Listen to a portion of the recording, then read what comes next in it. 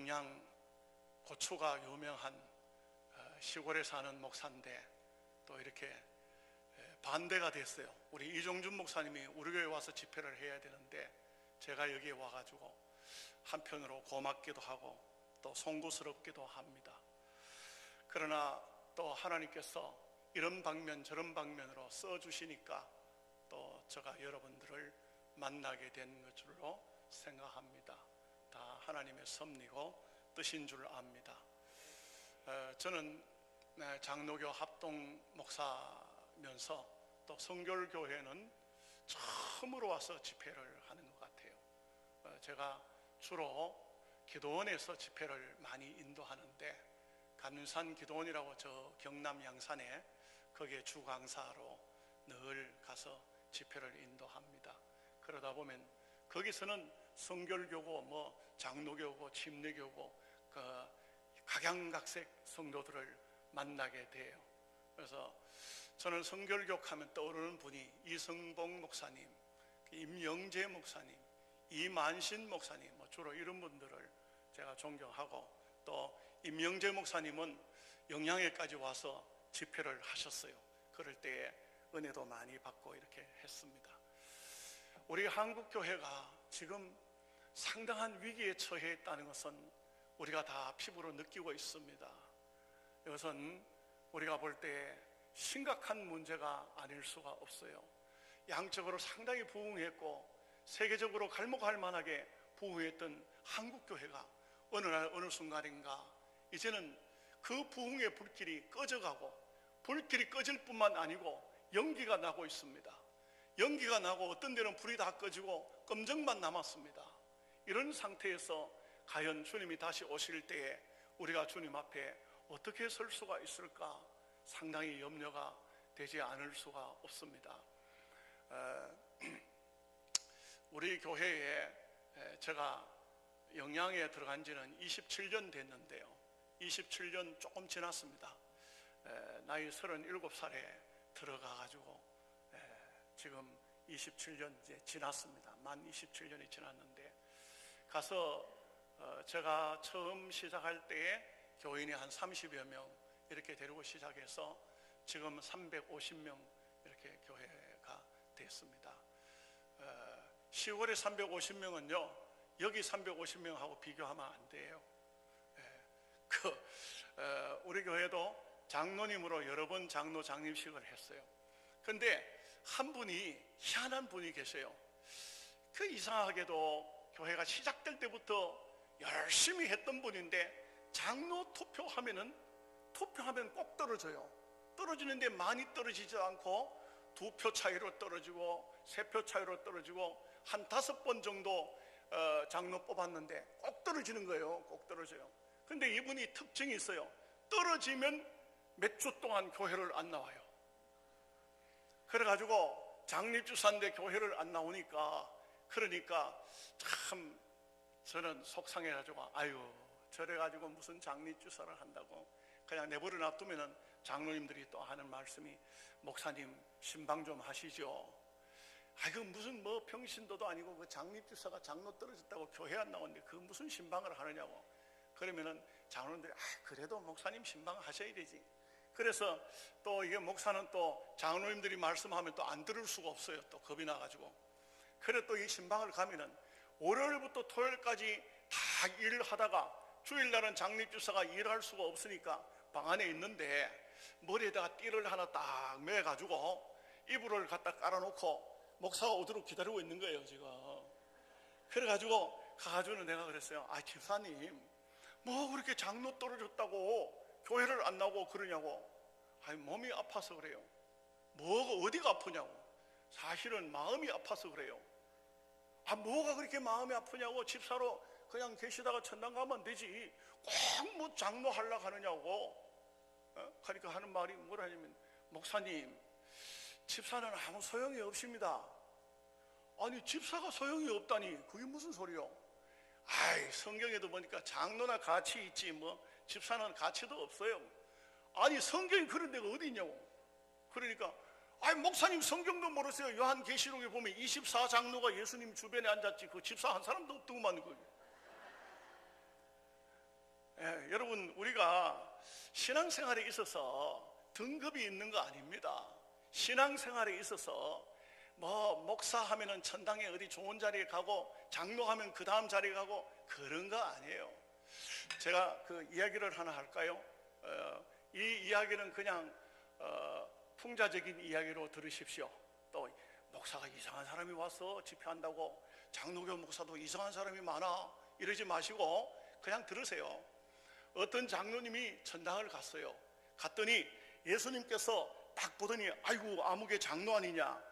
아 예수님 접니다. 그래 천당 오느라고 고생했지. 내가 몸이 아픈데 그래 예수님 좀 빨리 좀 불러주시지. 내가 그냥 맨날 며칠 동안 굶었더니 배고파 죽겠습니다 하고 이렇게 돌아보니까 중국집이 하나 있었어요. 또 이상한 소리 하죠, 그죠? 천당에 무슨 또 중국집이 있노? 그 중국집이 있단 말이에요. 그 예수님 저기 가서 뭐 좀 한 그릇 좀 주세요. 그러니까 예수님이 그래 가자 장로에 가자. 그래 가니까 먼저 집사 한 사람이 와가지고 탕수육을 먹고 있는 거예요.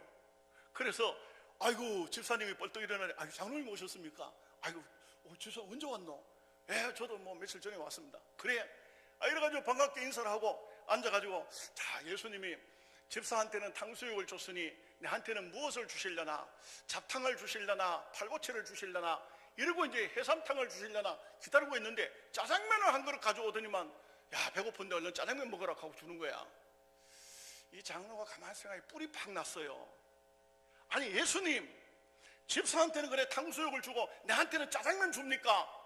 이랬더니 말했더니 예수님께서 하신 말씀이 야야 주는 대로 먹어라. 너 교회 목사는 좀 전에 와 짜장면 배달 나갔다.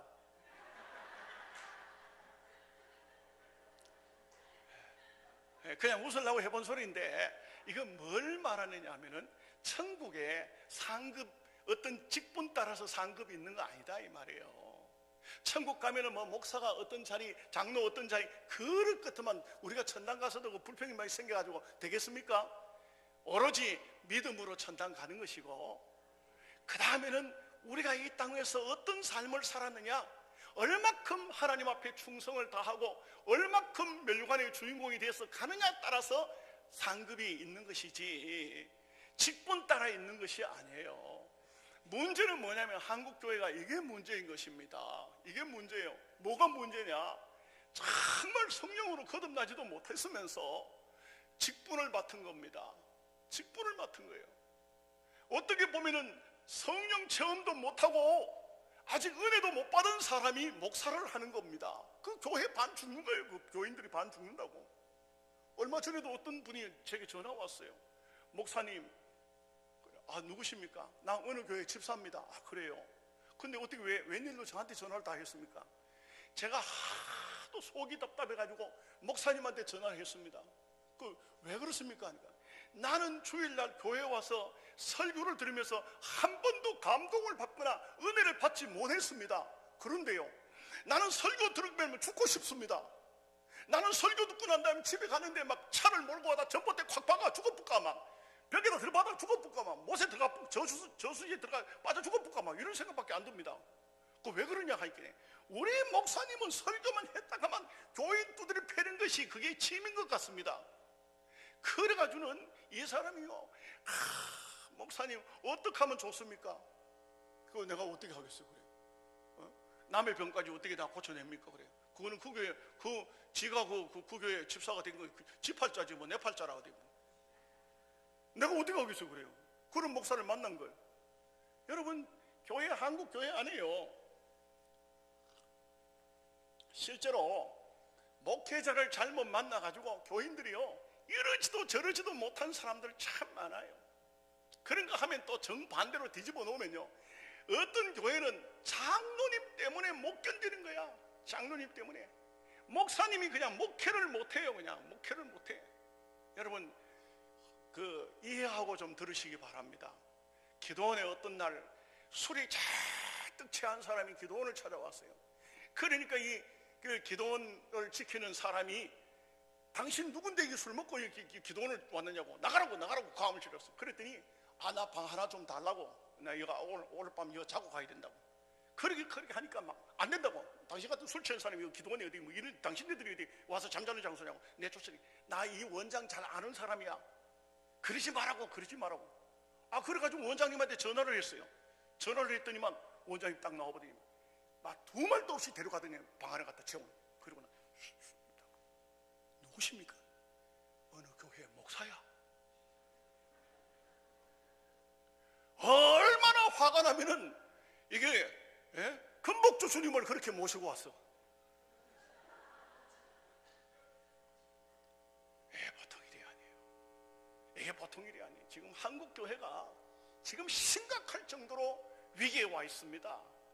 저는요 장로교 합동 목사인데, 우리 장로교 합동은요 우리 제 친구가 송태근 목사라고 그 유명한 그 책도 쓰고 또 방송 설교도 하고 하잖아요. 송태근 목사가 이런 말 해요. 박 목사, 한국 교회에 예수님 와도 못 고친다. 예수님 와도 못 고친다. 지금 병이 들 대로 들었는데 어느 정도 병 들어야 고치지, 지금은 고칠 시기가 지났다는 거예요.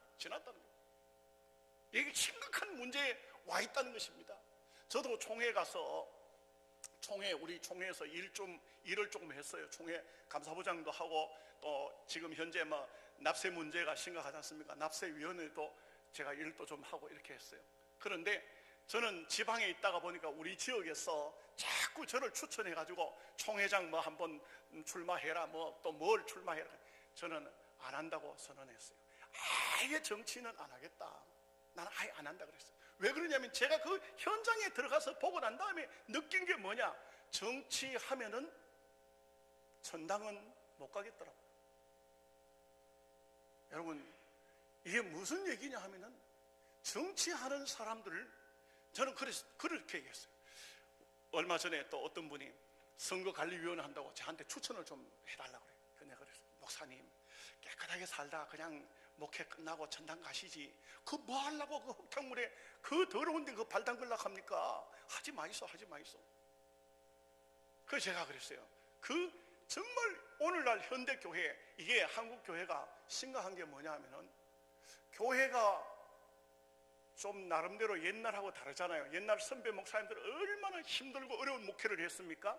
그런데 오늘날 현대에 와서는 교회가 좀 살이 찌고 부유해지다 보니까 이제는 비만이 왔어요.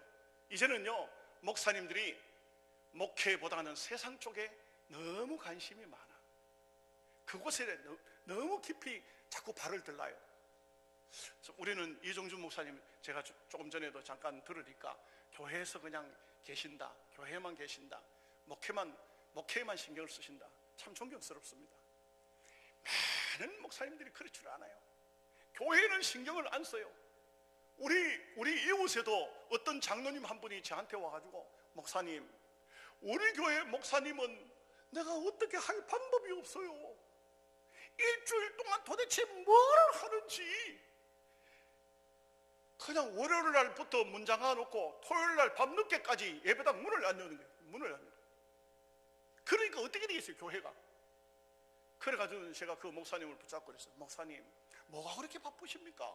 뭐 이런 일도 저런.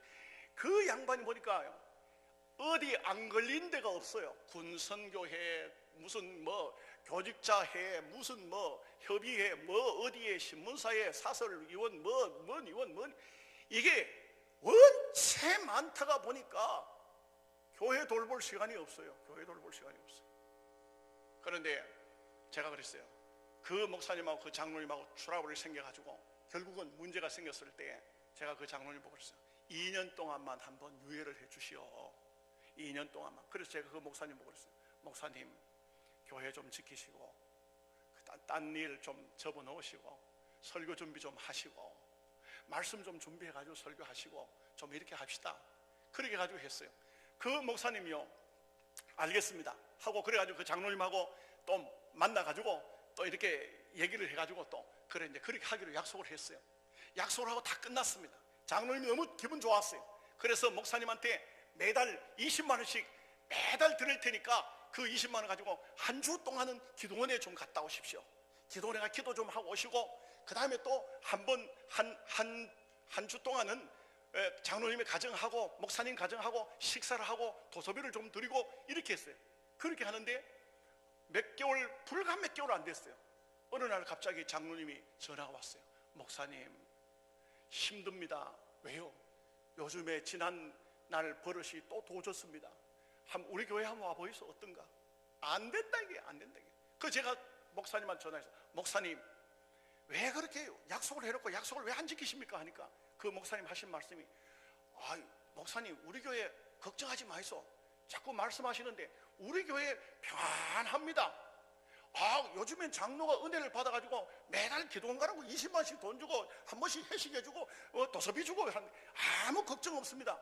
목사님 우리 교회는 걱정하지 마이소. 목사님 그게 문제입니다. 그게 문제입니다.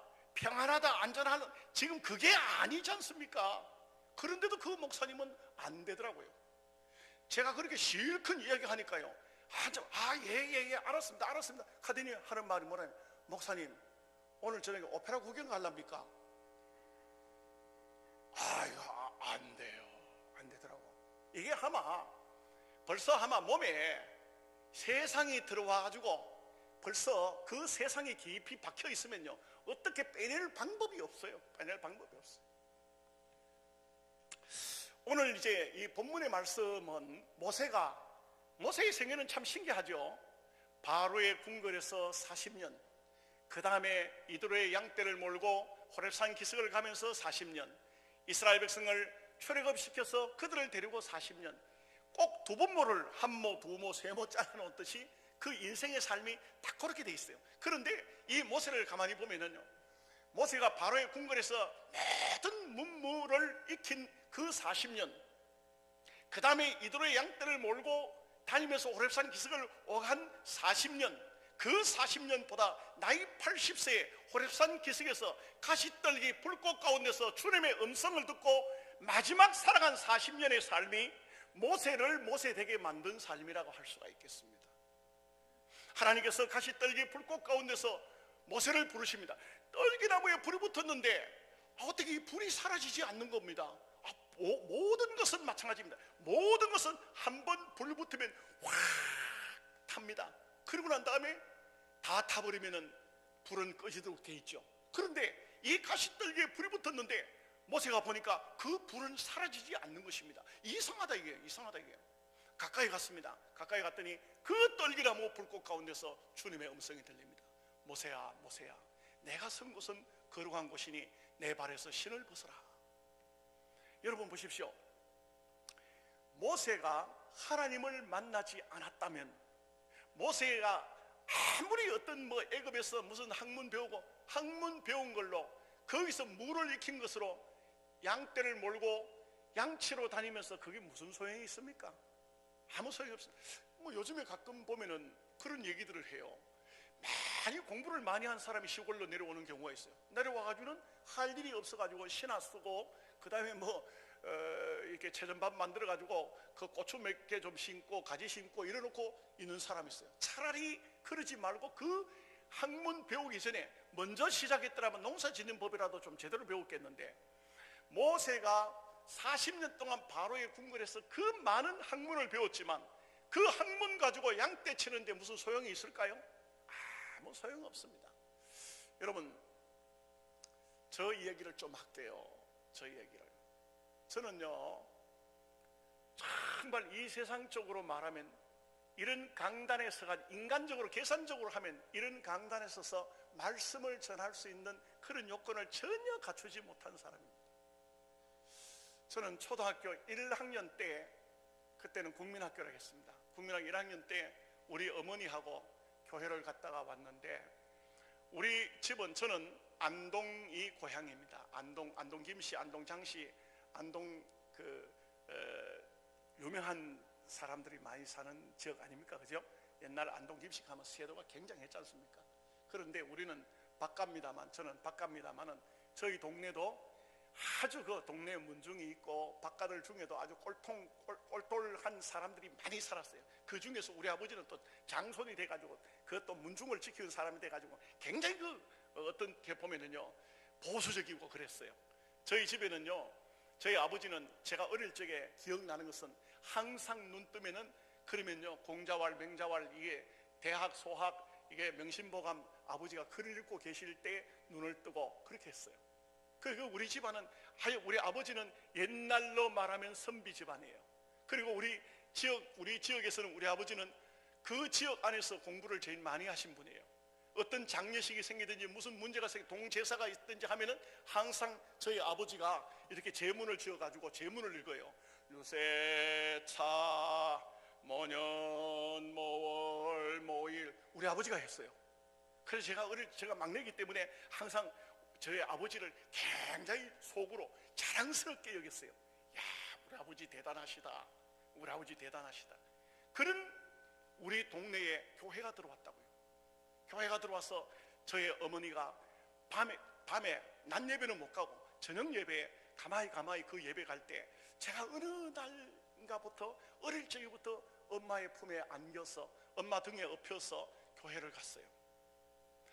근데 딱 기억나는 것이, 우리 어머니가 크게 두 번 우는 그 울음을 제가 어릴 적이지만, 그때 몇 살 때인지 모르지만 그 기억이 있어요. 한 번은 엄마 품에 안겨 있다가 잠들었는데 이게 누워서 잤던 것 같아요. 얼굴에 뭐가 떨어져서 눈을 뜨니까 우리 어머니가 막 울고 계셨어요. 그래서 그게 참 어릴 적의 기억이에요.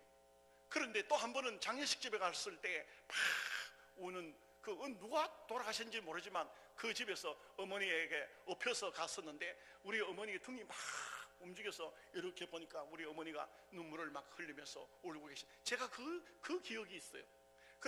그러고 난 다음에 그냥 어린 시절 계속 교회를 왔다 갔다 했는데, 어머니가 제가 국민학교 1학년 들어갔을 때 그날을 처음으로 주일 낮 예배를 가면서 저를 데리고 갔어요.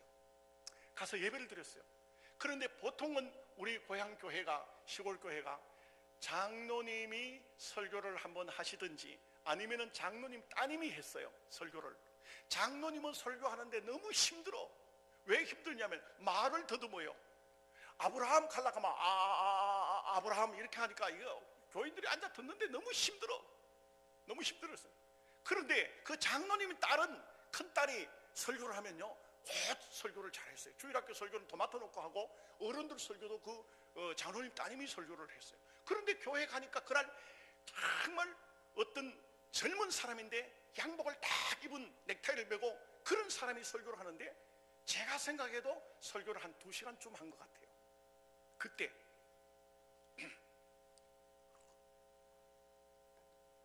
예배가 다 마치자 제가 쫓아 집으로 들어오는데, 아마 집에 들어오니까 집안 분위기가 보통 분위기가 아니에요. 이게 할아버지가 대문 앞에 서 있어요.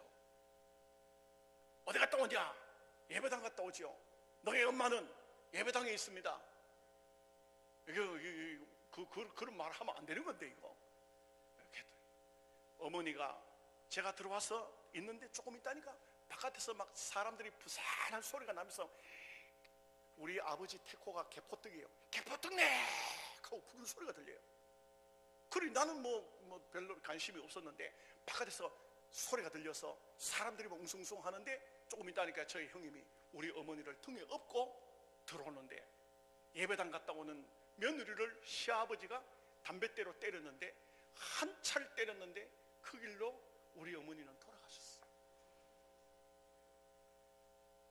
이 초등학교 국민학교 1학년 때 저희 어머니가 교회 갔다 오셔서 마지막 순간 그렇게 돌아가신 거예요.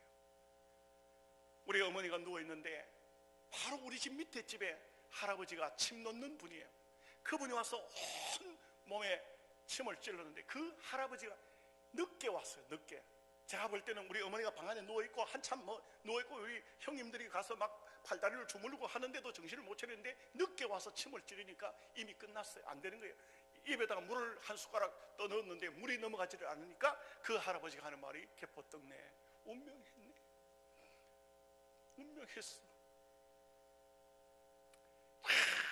안동은 어메라 그래요.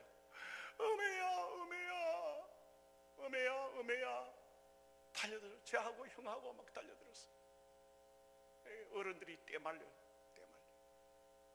그 우리 어머니는 그렇게 처음이자 마지막으로 주일날 예배를 드리고 돌아와셨어. 그 길로 돌아가셨어요.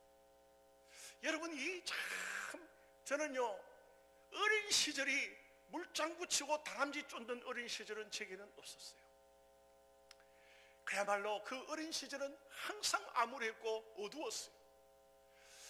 초등학교 3학년 때 새어머님이 들어오셨는데, 새어머님이 들어오시면서부터 그때부터는 그야말로 어린 나이에 벌써 망고풍상을 그때부터 다 겪기 시작하는 겁니다. 요즘에 뭐 계부 문제, 계모 문제 이런 얘기 나오지만 우리는 그때 한번 다 겪었어요. 저희 아버지는 어머니가 돌아가시자마자 그때부터 집안에는 그 집안에 거의 들어오시질 않아요. 늘 주막집에 앉아 있습니다. 손님이 오면은 우리 집에 오는데 주막집으로 찾아가지는 않겠죠. 우리 집으로 오죠. 와서 아버지를 찾으면은 주막집에 가면 어김없이 있어요. 그리고 밤이고 낮이고 할 것 없이 술이 그득이 채가지고 계신데, 그때부터 우리 아버지는 제가 보니까 굉장히 방황을 하신 것 같아요. 엄청난 방황을 하신 것 같아요. 우리 아버지는 그때부터요, 시골에 살면서 농사를 지어야 되는데 농사고 뭐고 필요도 없어요. 할아버지가 농사를 짓고 우리 아버지는 방황하는 겁니다. 그러다가 초등학교 3학년 때 새어머님이 들어오셨는데, 새어머님이 들어오셔도 우리 아버지는 역시 마음을 잡지 못하고 계속해서 방황하고 계시는 거예요.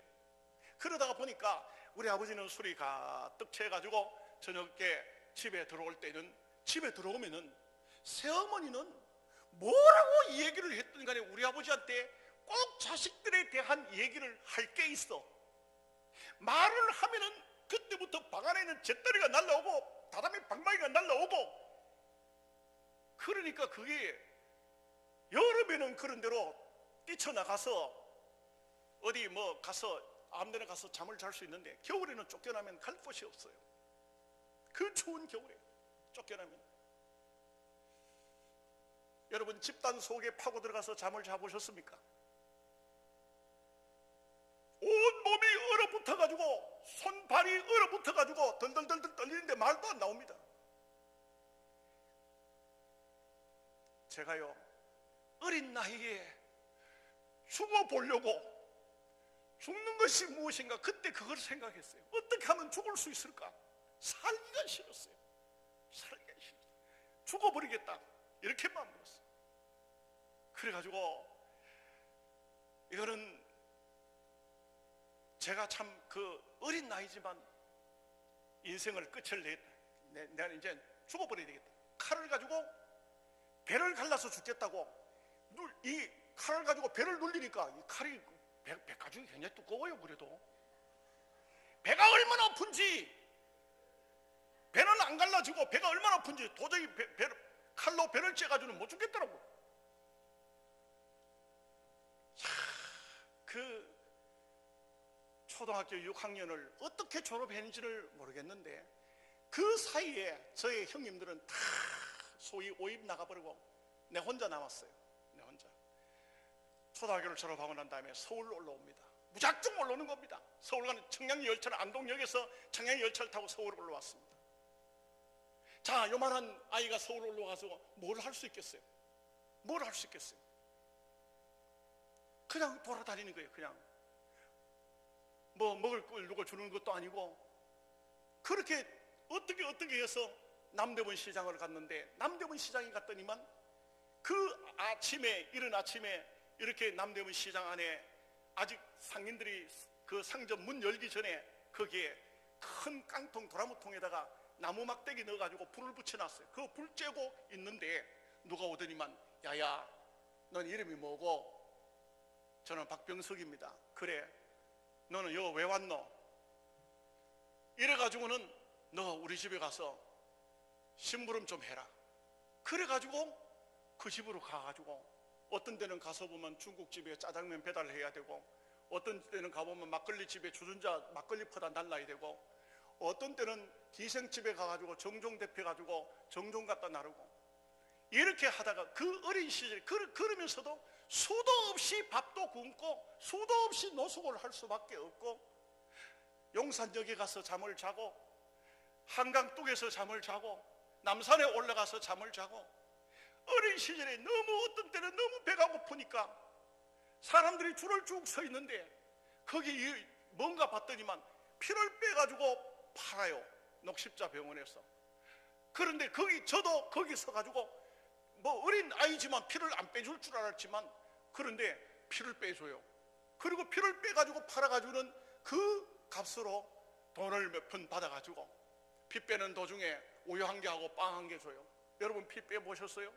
그 피를 빼가지고 그리고는 그걸 가지고 하루를 살기도 하고, 그 어린 시절 그렇게 하다가 인천으로 넘어와서, 인천에 와서 하인천에서 구두를 닦았어요. 구두 닦다가 그것도 어느 지역에 경기가 있어요. 그 경기에 넘어갔다가 붙잡혀가지고 맞아 죽을 뻔했어요. 그래가지고는 인천에서는 구두 못 닦겠다고 서울로 다시 올라갔어. 파고다원에 가서 구두 닦고 신문 팔고, 비가 오는 날이면 비닐 우산을 들고 나가서 길거리에 서가지고 우산을 팔고, 이런 시절을, 어린 시절 그렇게 지냈어요. 그러다가 보니까 결국은 어떻게 됩니까? 결국은 파고다 공원에 거기에 아지트를 둔, 동강이라는 그곳에 아지트를 둔 깡패들이 있어요. 그 깡패들에게 잡혀가서 결국은 깡패 똘마이가 된 것이죠. 그렇게 되다 보니까 어떤 때는 종로에서, 어떤 때는 저 미아리에서 한 번씩 싸움이 벌어지면 가면은 내가 왜 싸우는 줄도 몰라요. 무엇 때문에 싸워야 되는 줄도 몰라요. 그냥 가서 수도 파이프를 신문지에 돌돌 말아가지고 한 개씩 전부 나눠주면 가가지고, 거기 가가지고 거기 보이면 거기 사람 있는 사람은 남자고 여자고 어린아이고 할 것 없이 다친 대로 막 좁히는 거예요. 그냥 좁히는 거예요. 패고 도망와야 돼요. 도망 빨리 못 오면 그 붙잡히면은 나는 그거 가가지고, 나는 처음 해보니까 다른 사람들보다도 남 때리지도 못하고 붙잡혀가지고 정릉경찰서 들어갔던 거예요. 유치장에 들어갔던 거예요. 난 남 때리지도 못했어요. 두드려 맞기면 두드려 맞고.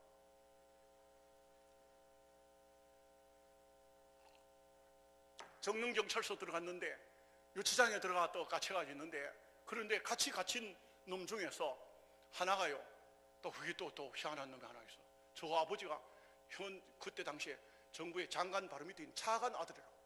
이놈아가 저 무교동에 거기에 학원들이 쭉 있으니까 그 학원에 공부하러 왔던 놈이, 그것도 왜 깡패들 싸우는데 그 지가 왜 끼어들어와가지고, 그래 그놈아가 붙잡히는 바람에 와가지고 같이 석방돼 나왔어. 나오기는 훈방됐는데 다시는 안 싸우겠다고 각서 쓰고 나왔는데, 나와가지고 그 이튿날 또 싸웠네. 그 이튿날 또 싸워. 이번에 종로경찰서 또 붙잡혀들어. 그 나는 또 잘 붙잡혀 들어가. 또 이상하게 나도 걸음도 빠르고 상당히 눈치도 빠른데 이상하게 나는 잘 잡히대 이것도.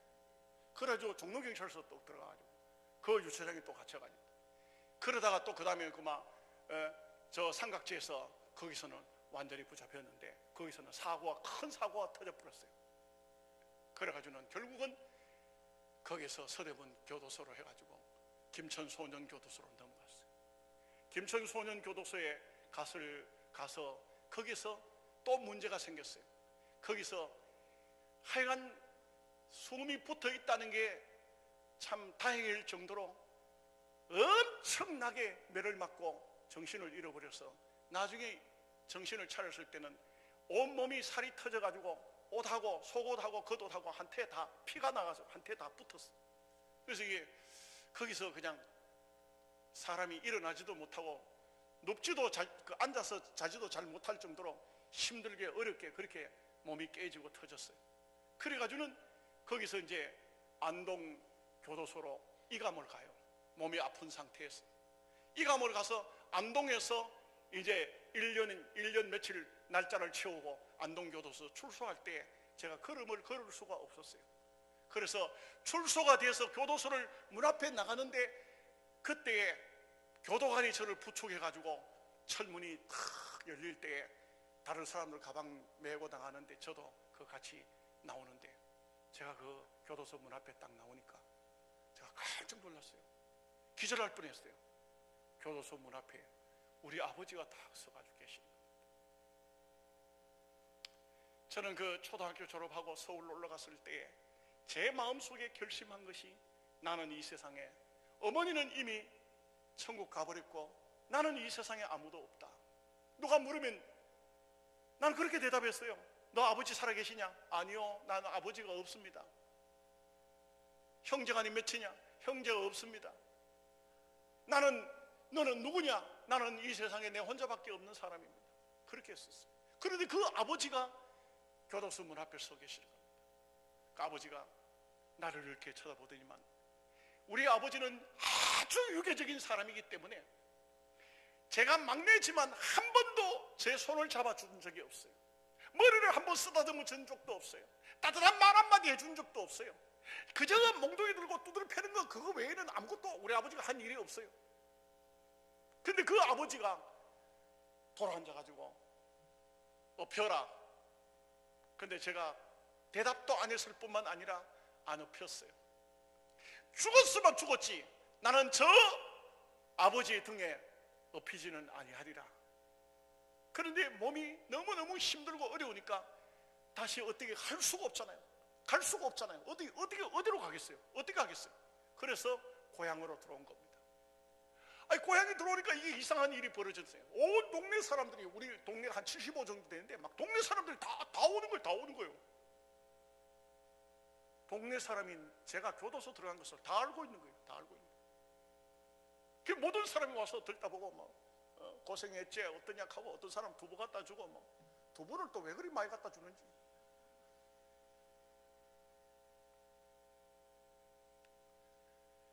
그래 이제 고향에 돌아왔어요. 있는데 수요일날 저녁이었어요. 예배당, 시골의 예배당 총을 땡그랑 총을 치는 거예요. 가만히 누워있는데 땡그랑 1976년도 3월 11일 날 안동교도소를 출소했어요. 땡그랑 소리가 들리는데, 그런데 그 종소리를 듣는 순간 제가 서울에서 영락교회 계단에 앉아서 빵을 까먹으면서도 거기 교인들이 예배 드리러 가는데도 예배 들어가고 싶은 생각 전혀 없었어요. 교회당 계단에 앉아서 빵을 먹으면서도 예배당은 안 들어갔어요. 그렇지만 고향에 와서 누워있는데 불현듯이 우리 어머니가 나를 품에 안고 등에 업고 예배당을 다녔었는데, 우리 어머니가 다니던 예배당을 한번 가봐야 되겠다.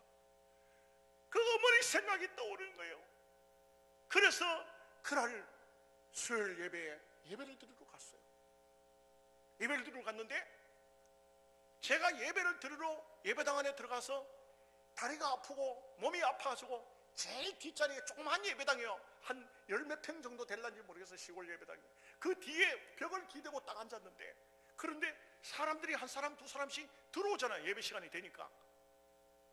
그 초종을 치고 재종을 치는데 나는 초종 칠 때 갔다 이 말이에요. 지팡이를 짚고 갔다. 그런데 한참 앉아있다니까 사람들이 들어오는데 제가 깜짝 놀랐어요. 왜냐하면요, 한참 있다니까 사촌 동생들이 들어와요. 오빠도 왔네. 이렇게 하면서 들어와요. 여동생 둘이가 들어와요. 사촌 형이 들어와요. 그다음 좀 있다 형님이 들어와요. 고향에 형님이 와 계셨어요. 형님이 들어와요. 숙모님이 오세요.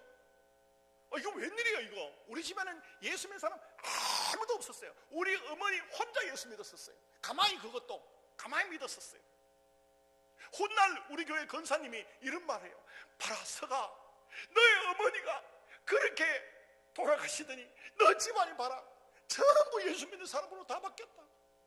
천국에서 얼마나 너희들을 위해서 너희 어머니가 기도하고 있는지 아냐? 여러분 참 놀랍더라고요. 놀랍고 신기하더라고요.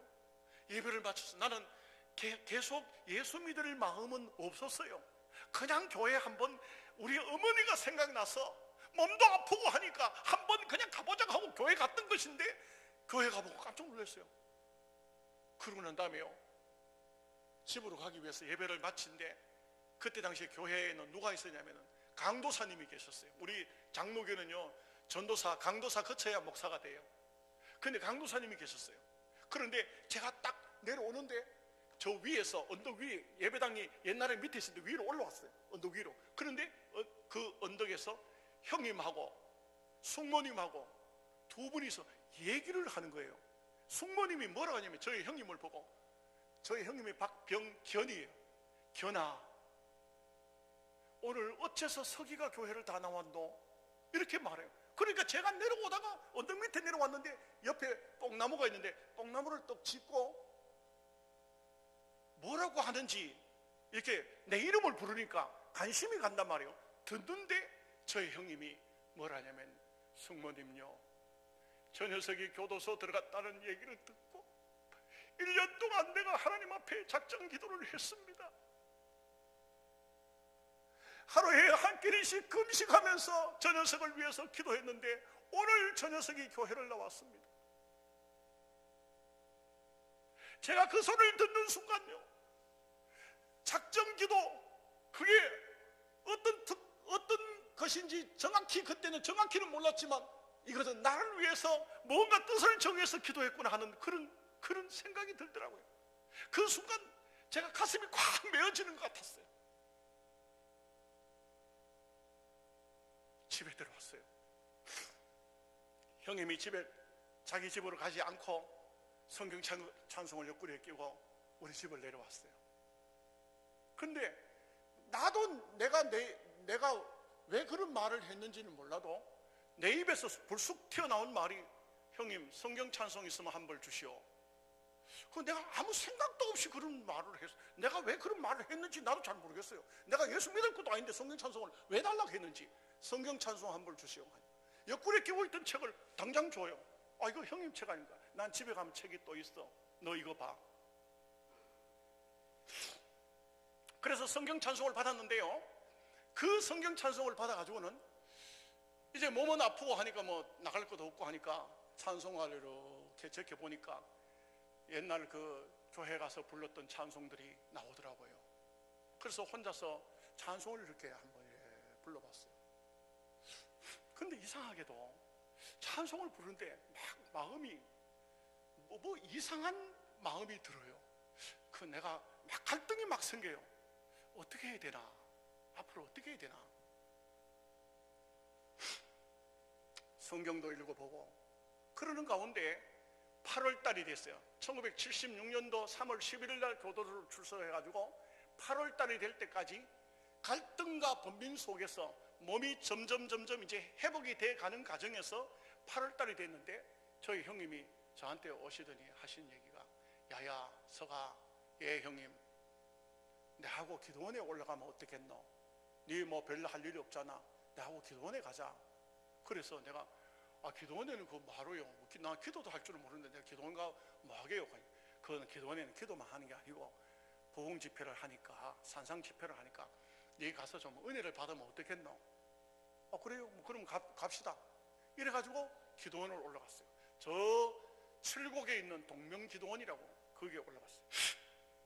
올라가가지고 기도원에 가서 한 주간 동안 이제 형님이, 그 당시에는 뭐 밥에가 파는 데가 없지 않습니까? 전부 다 쌀을 가지고 와가지고 쌀하고 보리하고 섞어가지고 막 한테 막 그냥 뭐 어떤 때는 거기다 라면도 한 봉지 까넣어가지고 같이 삶아가지고 이게 뭐 라면인지 밥인지 죽인지 뭐 그래가지고 뭐 먹고 뭐 이렇게 했는데, 그 한 주간 동안을 있었는데, 이제 토요일쯤 되는, 그 당시 토요일 날 새벽 기도 마치면 이제 전부 산상 집회가 끝나고 전부 내려가요. 근데 토요일 날쯤 되니까, 토요일이 이제 내일이 토요일이면 오늘 저녁쯤 형님이 하신 얘기가, 야야 너는 은혜를 좀 더 받고 와야 되겠다. 내가 내려가서 월요일 날 너 형수 올려 보낼 테니까 너는요 주일 날 내가 그 원장님한테 말해 놓을 테니까 원장님 집에 가서 밥 먹고, 그리고 한 주간 더 집회에 참석하고 그래 오너라. 나는 토요일 날이면 내려가려고 마음 먹고 있었는데 형님이 그렇게 얘기를 한단 말이에요. 그래서 예 알겠습니다. 뭐 그래 하죠. 또 뭐 집에 내려가 본들 뭐 별로 할 일도 없고, 그러니까 이제 뭐 그렇게 하겠다고. 그 기도원에 있으니까 또 뭐 공기 좋지요, 밥맛 좋지요, 뭐 그런 대로 괜찮잖아요. 그래 있다니까 이제 주일날, 토요일날, 주일날 원장님 집에 가가지고 밥 먹고, 원장님이 그래 너는 누구냐, 이름이 뭐냐, 어디서 뭘 했냐고. 아이고 원장님 자꾸 묻지 마이소. 뭐 옛날 이야기를 자꾸 말은 묻습니까? 옛날도 아니면서 옛날 얘기 자꾸 묻는. 그래가지고 이제 대답하고 이랬는데, 월요일날 되니까 형수님이 올라왔어요.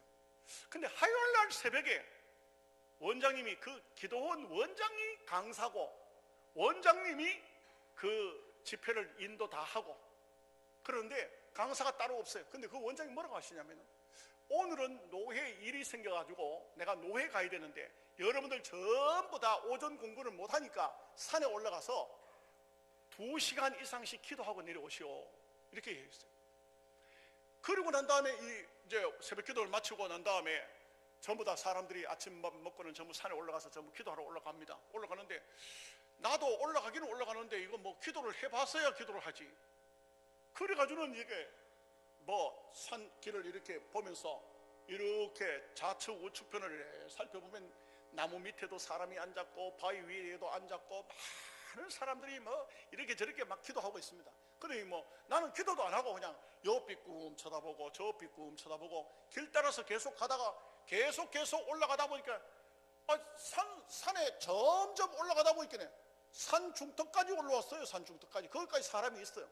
근데 보니까 이 좀 가파르게 좀 약간 가파른 산이 있는데 거기에 이상하게도 기왕에 산에 왔으니까 끝까지 올라가 보자 그런 생각이 들어가지고 억지로 몸도 불편하면서도 억지로 올라갔어요.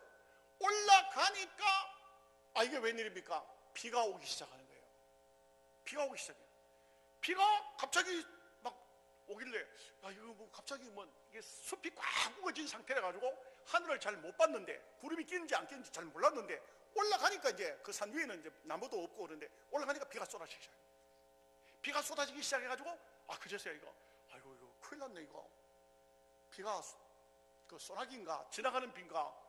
그래가지고 이렇게 보니까 바위가 동쪽으로 이렇게 큰 바위가 이렇게 바위가 큰 바위가 붙었는데 동쪽으로 있고 북쪽으로 이렇게 바위가 있는데 동쪽으로 그 바위 밑에 들어가가지고 비를 피한다고 이렇게 쭈그리고 있는데 이 비가 계속 오는 거예요.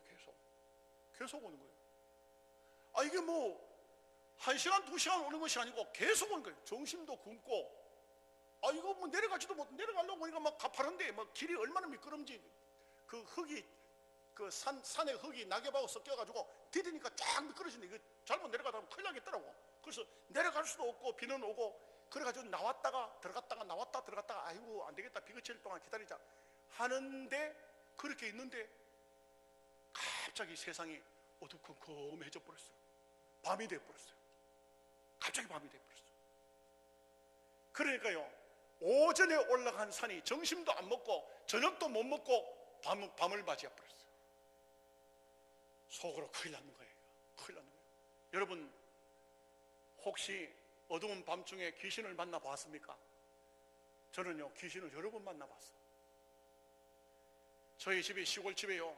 기역자 집이에요. 큰 집이에요. 기역자 집인데 이렇게 됐죠. 이 뒤쪽에 감나무가 있었어요. 그리고 그 감나무 뒤쪽에 대나무 숲 같은 게 있었어요. 밤에 아버지는 가서 나가서 조막집에 가서 들어오지도 않고 혼자 호롱불을 그다음 전기도 없어 호롱불을 켜놓고 있으면 할아버지가 저 안에 방에서 서가 불 꺼라. 호롱불도 못 켜게 끄라 하는 거예요. 그래 불 끄고 불 켜놓고 뭐 감출 수도 없어요. 그건 뭐 시골집에 불 조금만 있으면 대문 표시가 납니다. 그러니까 불 끄고 누워 있는데 귀신이 오는 거예요. 귀신이. 우리 집이 제사를 많이 지내는 집이고 우상을 많이 섬기는 집이다 보니까 귀신이 오는 거예요. 직접적으로 제가 눈에요 휙 바람이 불더니 뭐가 휙 들어왔어요. 방 안에 들어왔어요. 이게 막 확 방 안을 막 몇 바퀴를 막 그냥 바람개비처럼 확 돌다가는 제 목을 확 잡고 쪼르는 거예요. 그러면요 숨이 막혀 숨을 못 쉬어요. 딱딱이 막 막히는 거예요. 그런데 희한하게도요 그 어릴 적에부터도 누가 가르쳐 준 것도 아닌데 예수님 날 좀 살려주세요 막 예수님을 불렀어. 그러면요 그게 탁 나와버리고 휙 나가버려요. 그게 서울에 가가지고 남산에서 용산에서 또 한강다리 밑에서 이렇게 잠도 여러 번 잤는데 그런데 그때는요 한 가지 비법을 발견했어요. 그런 데 가서 잠을 잘 때도 항상 소주 한 병 가지고 와가지고 소주 한 병 병나발 불어보고 그러고 난 다음에 자면요 아침까지 잘 잤어요. 근데 이 기도원에 올라올 때는 소주도 안 가지고 올라왔네. 이거 큰일 났네. 이거 바위 밑에서 밤이 왔는데 큰일 났네. 이거 서울 남산에 가든지 뭐 어디 가든지 한 번은 한강 다리 밑 그 삼한강교에서 잠을 자는데 자다가 보니까 막 모기떼가 얼마나 달리든지. 여러분 절대로 노숙하더라도 한강에 가서는 하지 마이세요. 노숙할 일이 있겠나마는. 모기떼가 하도 달려들어가지고 보니까 옆에 가마니가 있더라고. 가마니를 갖다 덮으니까 키가, 가마니가 이게 떨어진 게 아니고 그냥 가마니가 통째로 있으니까 덮으니까 암만 쪼그리도 머리 티 나오고 발 티 나오고 그래. 발 막 뜯어 먹으면은, 그러면 발을, 가마니를 내리면 또 머리 막 뜯어 먹고. 아침에 일어나서 저 용산여기가 거울을 쳐다보니까요, 빠꾸만 데가 없어 막. 그런데 일어나가지고 아침에 보니까 이 가마니가 무슨 가마니인가 싶어가지고 가마니에 뭐 들었더라고. 열고 죽은 강아지가 들었더라고. 그걸 밤새도록 그 가만히 그 모기떼 덜 뜯기려고. 그때 통행금지가 있을 때인데 차라리 그만 경찰한테 잡혀가 통행금지 뭐 유치장 가서 하룻밤 잘까 이가. 그걸 그냥 경찰서 잡히니까, 경찰 잡으면 뭐 경찰이, 그 당시에는 경찰에 가면 무조건 싫었어 또. 그러니까 그냥 그렇게 했는데, 야 이거 저 밤이 왔는데 큰일 났어요. 어두워졌는데. 그래서 어두워지자 이거 큰일 났다, 이거 내려가지도 못하고 올라가지도 못하고. 그래서 바위 밑에 탁 있는데, 이상하게도 그렇게 쏟아지는 비가 그치기 시작하면서 저 북쪽으로 된 바위 밑에서 누군가가 또 거기서 기도를 하는 거예요. 기도 소리가 들리기 시작해요. 야 여기도 사람이 있구나, 천만 다행이다. 특별히 또 기도하는 사람이 있으니까 귀신은 못 오겠구나, 이런 생각이 드니까 막 안심이 되더라고. 비가 그치면서 그 기도 소리가 내 귀에까지 들리기 시작해요. 들리기 시작하는데, 그런데 그 기도 소리가 희한하게도 꼭 기도가 내 기도 같아요. 희한하게 기도가, 내가 기도하면 그렇게 기도해야 돼. 보니까 저도요 참 객지생활 하면서 얼마나 돌아다니면서 배고플 때는 어느 식당에 가서 밥 먹고 운동 한건 졸라매고 있다가 딱 주인 돌아설 때 도망간 거. 혹시 저를 본 사람 없습니까? 내가 이거 다 갚을 길이 없어가지고 짜장면 먹고 도망가고 빵 시켜 먹고 도망가고, 그 어린 시절에 그렇게 했었거든. 그런데 그놈이 희한하게도 또 기도하는 거 보니까 꼭 그렇게 기도. 남의 집 짜장면 시켜 먹고 돈 안 주고 안 갚고 만원책 빌려도 보고 안 갖다 주고, 그 다음에 또 아버지 주머니 돈 훔쳐가지고 뭐 하고, 그걸 다 집으로 다 이야기하는데 가만 들어보니 꼭 내 얘기하는 것 같아. 그런데 속으로 그런 생각했어요. 야, 뭐 기도라는 게 별다른 게 없구나. 일단은 저 친구가 기도하는 거 보니까 하나님 앞에 저 잘못된 거는 무슨 잘못됐다고 용서를 빌어야 되는구나. 그래가지고 내가 기왕이면 예수를 믿어야 안 되겠나, 이런 생각이 들어가지고, 기왕이면 예수를 믿어야 되겠다, 그런 생각이 들어가지고 그 장소에서 어떻게 기도하기 시작했냐면, 하나님이 정말 살아계신 하나님이 맞습니까? 출발이 여기서부터 시작됐어요. 왜 그러냐면은 하나님 설교를 그래도 몇 달 동안 들으니까 계속해서 하나님을 믿어라, 믿으면 된다, 믿으면 하겠네 찬송을 부르고 믿음에 대한 말씀을 하는데, 하나님을 믿으려고 하면은 하나님이 있어야 믿든지, 하나님을 만나야 하나님이 있는 걸 알아야 믿든지 하지, 무조건 믿는 겁니까? 여러분 무조건 믿어요? 그러면 안 되지. 무조건 믿어가지고 어떻게 되겠어요? 옛날 어른들은 덮어놓고 믿으면 안 돼요. 그래가지고 제일 먼저 시작한 것이 하나님 살아계십니까? 하나님 살아계시면 오늘 내가 이 바위 밑에서 오늘 저녁에 하나님을 한번 만나게 해 주십시오. 하나님 한번 만납시다. 하나님을 만나 달라고, 하나님 나에게 나타나 달라고 그렇게 기도하기 시작했어요. 그런데요, 어느 정도 기도하는 가운데 또 궁금한 게 하나 생겼어요. 뭐가 생겼냐면, 왜 우리 집안에서 아무도 예수 안 믿고 우리 어머니 혼자 예수 믿을 때 그 어머니를 그렇게 데려가셨느냐. 하나님이 살아계신 하나님이시라면 왜 우리 어머니를 데려가셨냐 이게요. 나 그게 정말 내 마음속에 잠재되어 있었어요. 내 속에 정말 하나님에 대한 어떤 의식이든지 생각을 할 때는 꼭 그 생각이 떠올랐어요. 하나님 왜 우리 어머니를 불러가셨을까? 그래가지고요 기도하기 시작했어요. 하나님 살아계신 하나님입니까? 내게 나타나 보여주십시오. 내게 어떤 모습으로 간에 하나님 살아계신다는 것을 보여주신다면 내가 일평생 하나님만 섬기겠습니다. 정말 딴짓하지 않고 하나님만 섬기겠습니다. 그 다음에 두 번째는 하나님 왜 우리 어머니를 불러가셨는지 그것 좀 궁금하니까 도저히 견딜 수가 없습니다. 그거 좀 가르쳐 주십시오. 그렇게 막 기도를 하는 가운데 여러분, 제 경험인데 한순간 내 머리가 빛이 확 들어오는 것 같아요. 어떤 게 들어왔냐면, 너 나이가 몇 살이냐? 너는 앞으로 무엇을 할 것이냐? 이게 굉장히 내 마음속에 어떤 쌓여있던 염려거리고 걱정거리였던 것 같아요. 내가 과연 시골에서 농사를 지을 수가 있을까? 아니면 지금부터 공부를 해야 될까? 아니면은 다시 서울로 올라가서 깡패 똘마이 노릇을 계속 해야 될 것인가? 이게 제 마음속에 뭘 해야 될 것이냐? 한순간 머리가 그때까지만 해도 아무 생각 없이 살던 내가요, 머리에 빛이 확 들어온 것 같아요. 뭘 할 것이냐?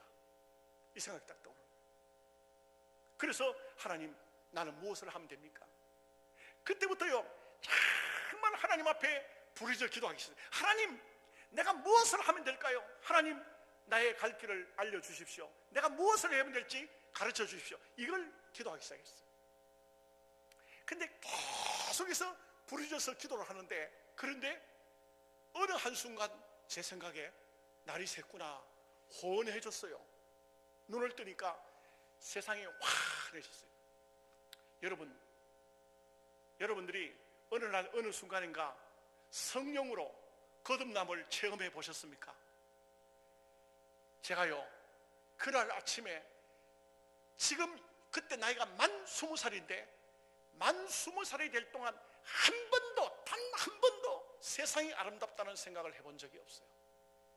남산에서 서울 시내를 이렇게 내려보면 온갖 불빛들이 반짝반짝 막 빛나고, 누구 어떤 녀석들은 야, 정말 서울 아름답지? 서울 이쁘지? 나는 그 이쁘다는 생각, 아름답다는 생각을 한 번도 해본 적이 없어요. 아무 생각 없이 살았어요. 머리가 캄캄했어요. 그런데 그날 아침 기도하고 그 바위 밑에서 나오는데 세상이 그렇게 아름다운 것을 그때 처음 느꼈어요. 처음 느꼈어요. 하늘에 한쪽은 파란 하늘과 그 다음에 중간중간에 구름이 끼어있고 동쪽에서 태양이 떠오르는데 그 붉은 태양이 떠오르고 나무 풀 모든 곳에 그 물방울이 탁 달려있고 산 밑에 안개가 저기 끼어있는데 그 장소에서요, 제가 스스로 참 아름다워라 주님의 세계는 찬송을 불렀어요. 그 어릴 적부터 불렀던 찬송이니까, 주일학교 때부터 불렀으니까 그 찬송을 부르면서 그 산 위를 내려왔어요.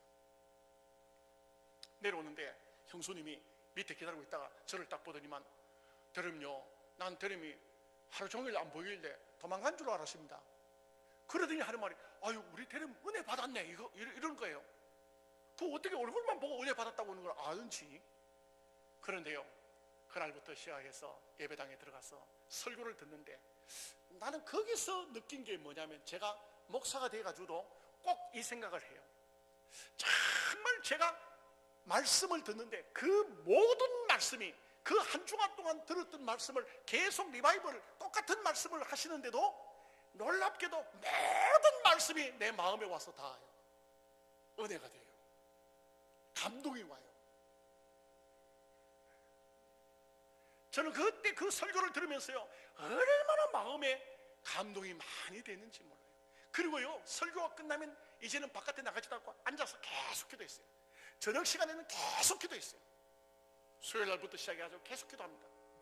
제가 부끄러운 고백이지만 형님하고 갔을 때 기도원에 이렇게 쭉 반을 갈라서 이쪽으로 남자들, 이쪽으로 여자들 이렇게 잠을 잡니다. 그 잠을 자는데 열심히 있는 사람 잠 잡니까? 앞에 강단 앞에 나와가지고 막 기도하거든. 기도하는데 막 기도한다. 그런데요, 제가 얼마나 용감한지요. 가서 벗어 하나님 기 안 먹었습니다. 뭐 기도를 그렇게 큰 소리를 하는 게 그래요. 좀 소근소근 적은 소리를 하세요. 저 시계 한번 보라고. 시계 지금 시간이 몇 시인데 그렇게 오랫동안 그 큰 소리로 그렇게 기도했었는데, 그 기도하다가 싸우겠어요? 어떻게 하겠어요? 그러니까 이래 쳐다보고는 어떤 사람은 나가 뿌리고 어떤 사람은 이제 기도 소리가 팍 죽어버렸어. 내가 불자동차가 돼가 다 불 다 꺼버렸어요.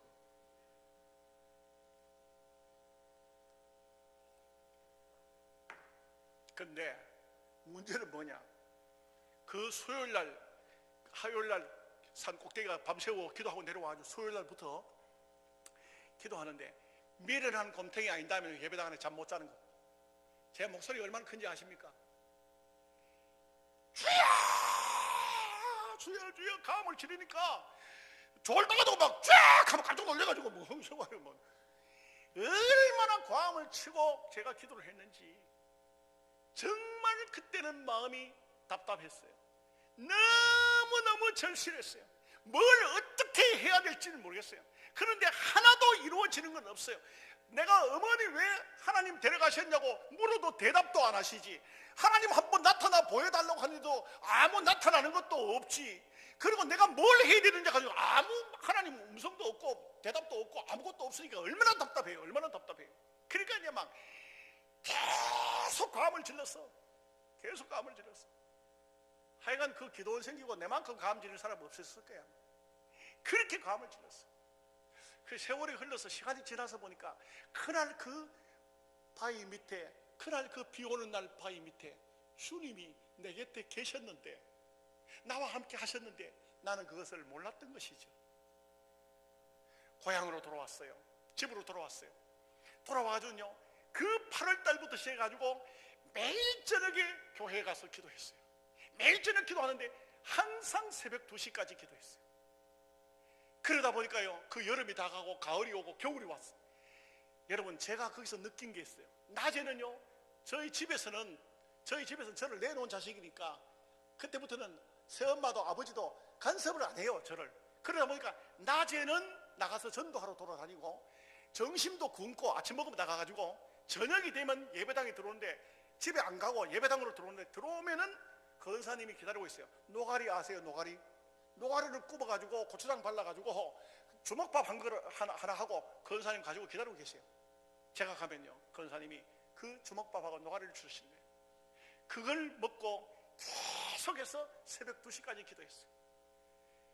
1월달이 되고 2월달, 1월달, 12월달, 1월달, 2월달에 얼마나 춥습니까? 시골 교회에 뭐 날로 피워줍니까? 그 기도한다고 누가 날로 피워주겠어요? 그 추운 겨울에 그 예배당 안에서 기도하는데 제가 3가지를 느꼈어요. 첫째, 절대 안 피곤해요. 안 피곤해요. 그렇게 낮에 돌아다니며 전도하고 새벽 2시까지 기도하고 집에 가서 잠깐 잠자고 그 다음에 또 아침밥 먹고 또 전도하러 나간다고 나갔는데 안 피곤해요. 따라합시다. 은혜 받으면 안 피곤하다. 안 피곤하더라고. 2번째요, 그렇게 잠을 안 자는데도 졸리지 않아요. 졸리지를 않아. 3번째요, 그렇게 추운데도 안 추워. 안 춥더라고. 안 추워. 이거는 여러분 경험 안 해봐서 그렇지, 은혜를 많이 받으면, 은혜를 충만히 받으면요, 추위가 없어요. 더위도 없고 추위도 없어요. 안 춥더라고. 안 춥더라고. 난 그거 신기하더라고요. 그게 지금까지도 내가 풀리지 않은 의문점이, 그때 그 추운 겨울 이 마룻바닥인데 바람이 술술 불는데 거기서 무릎을 꿇고 기도하는데도 안 춥더라고요. 안 춥. 권사님이요, 아이고 서가 니 춥지? 하면서 막 그 군용 담요 그거 갖다 덮어주고, 또 군용 오바 어디서 구해가지고 왔는지, 그 중공군들 입고 6.25 사변 때 어디 갖다 버린 것 갖다 줘왔는지, 하여간 그런 거 희한한 거 갖다 내한테 덮어주고. 권사님 안 춥습니다. 안 춥습니다. 그 권사님은 또 되게 추웠을 것 같아. 내가 보니까 내 때문에 집에 자지도 못하고 맨날 내하고 같이 철야를 해야 되니까 그랬어요. 어느 날 새벽에 권사님이 하실 말씀이, 서가, 예 권사님, 내가 기도해 보니까 너는 목사가 되어야 되겠다. 내가 깜짝 놀랐어요. 아니 권사님, 목사를 아무나 합니까? 내가 어떻게 목사가 된단 말입니까?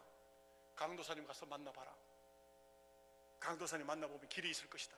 그 강도사님 만났어요. 만났더니요, 강도사님 하신 얘기가, 박 선생, 지금부터 공부하면 돼. 내가 학교를 소개해 줄 테니까 공부하라고. 공부해가지고 앞으로 목사가 되라고. 그래서 재건학교 아십니까? 교대생들이 와서 가르치는 재건학교, 거기를 중학교, 고등학교를 한 번에 입학했어요. 중학교, 고등학교를 한 번에 공부한 분 있어요? 대한민국에 내 같은 사람 잘 없을 거야. 같이 한 번에 낮에는 중학교 과정, 밤에는 고등학교 과정 공부해서 4년 동안 가정을 모든 것을 끝을 내고 1980년 3월 11일 날 교도소를 나온 지 만 5년 만에 제가 신학교에 입학을 했어요. 여러분, 말로 다 할 수 없는 것이 하나님은요 저를요 인도하시는데 얼마나 가슴 벅차게 인도하시는지 몰라요. 저는 신학교 들어가던 그날부터 계속 울었어요. 계속 너무 감격스러웠어. 내가 이런 신학생들하고 함께 같이 공부할 수 있다는 이 자체가 얼마나 하나님의 은혜가 너무 고마운지, 너무 감사한지. 그렇게 했어요. 신학을 졸업하고 총신을 올라가서 졸업하고 신학교 들어가던 그날 전도사로 교회를 갑니다. 하양에 있는 교회에 가니까 첫날 종치니까 할머니 4사람 나왔어요. 그런데 여러분 보십시오. 거기에서 6개월 동안 죽기 살기로 전도했더니 그 동네 사람들이요, 어느 집에 제가 주일학교 애들 전도 특공대 만들어야 특공대를 파송해가지고 제가 마지막에 가서 이제 전도지를 들고 배를 눌리니까 어떤 사람 나오더니 이렇게 말해요. 야, 환장하겠다. 그래서 아니 선생님 왜 환장합니까? 오늘 벨만 눌리면 나와보면은 전도지 주는데 이런 거 뭐 내가 죽어버리든지 다른 동네로 이사를 가든지 예수를 믿든지 해야 되지. 이게 환장하겠다. 이거 환장하겠다 그래요. 그래도 그 사람 나중에 교회 나오더라고요. 왜? 죽지도 못하고 이사 가지도 못하니까 교회 나와야 될 거 아니고, 안 나오면 계속 갖다 주니까 계속 벨 눌리고 전도 주니까 6개월 만에 80명 전도했습니다. 예, 오늘은 여기까지 하고 이제 말씀 조금 전하고 내일 계속해서 말씀을 드리겠습니다. 여러분 보십시오. 이 세상에 어떤 사람이든 간에 어떤 열정이 생겼다, 어떤 불이 왔다 그럴지라도 그 세상의 불은 한 번 붙으면 반드시 꺼지는 날이 옵니다. 어느 순간인가는 그 불은 꺼집니다. 그런데 성령의 불은 꺼지지 않습니다. 내가 불을 땅에 던지러 왔노니 이 불이 이미 붙었으면 내가 무엇을 더 원하리요? 주님이 하신 말씀입니다. 여러분, 성령의 불은요 꺼지지 않습니다. 한국교회가 문제가 생긴 것은 뭐냐면은 성령의 불이 아니다는 사실입니다. 목사가 문제가 아니고 장로가 문제가 아니고 성령을 받아야 된다 이 말이에요. 성령을 받지 못하면은 그러면 그 삶은 엉터리 삶이 될 수밖에 없어요. 그런 척 하는 것 뿐이지, 믿는 척 하는 것 뿐이지. 여러분 보십시오. 제가 시골교회 그렇게 했지만 그 나중에 그 애들 전도 특공대 만들어가지고 전도하던 애들요, 걔들이 다 목사가 됐어요. 목사가 4명 나왔어요. 선교사가 1명 나왔어요. 여자 목사가 1사람 나왔어요. 그 애들 중 장로가 5명 나왔어요. 아멘도 안 하네 이 교회는. 애들이요 나중에 다 목사가 돼가지고요, 목사 안수 받고 난 다음에 저를 다 찾아왔어요. 큰 절을 하면서 목사님, 우리는 목사님의 그 정신을 우리도 한국교회에서 그 목사님 정신대로 목회하려고 합니다.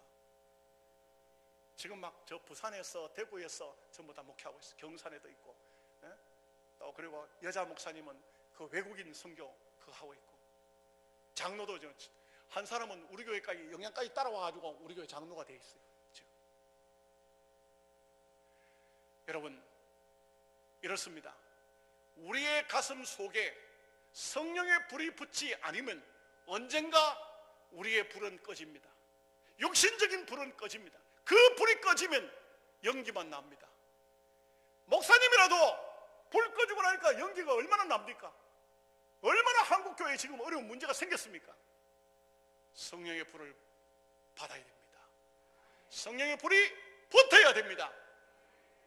여러분, 누구에게는 성령의 불이 붙고 누구에게는 불이 안 붙겠습니까?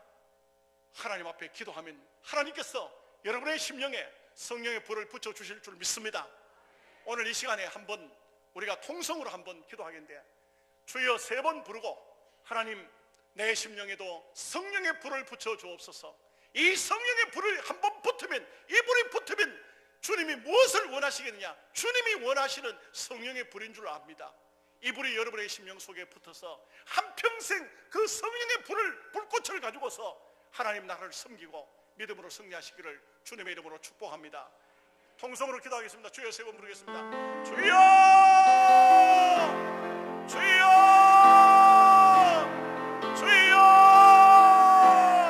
전능하신 아버지 하나님, 이 시간에 저희들이 하나님 앞에 한 목소리로 함께 성령의 불이 붙기를 기도합니다. 전능하신 아버지여, 바라옵건대 이 하나님의 귀한 이종준 목사님이 섬기시는 공동교회 위에 하나님 성령의 불을 내려 주시옵소서. 불러 역사하여 주시옵소서. 저들의 가슴이 뜨거워지게 하여 주시고 하나님 아버지 성령의 불이 붙음으로 말미암아서 하나님의 나라에 쓰임받는 분들이 이 장소에서 많이 나올 수 있게 공정함이 없도록 아버지 역사에 주시옵시기를 기도합니다. 한국교회가 성령의 불이 꺼져서 문제가 생겨지고 있습니다. 하나님 아버지 바라옵건대 이 불이 우리의 심령 속에 꺼져질 때에 옛날 우승들 마가에 드럽하게 120분들에게 성령의 불이 붙은 같이 우리의 심령 속에 불이 붙게 하여 주시옵소서. 우리의 심령 속에 성령의 불이 활활 타오르게 하여 주시옵소서. 전능자의 불로 역사하여 주시옵시기를 간절히 간구하시며 원하옵나이다.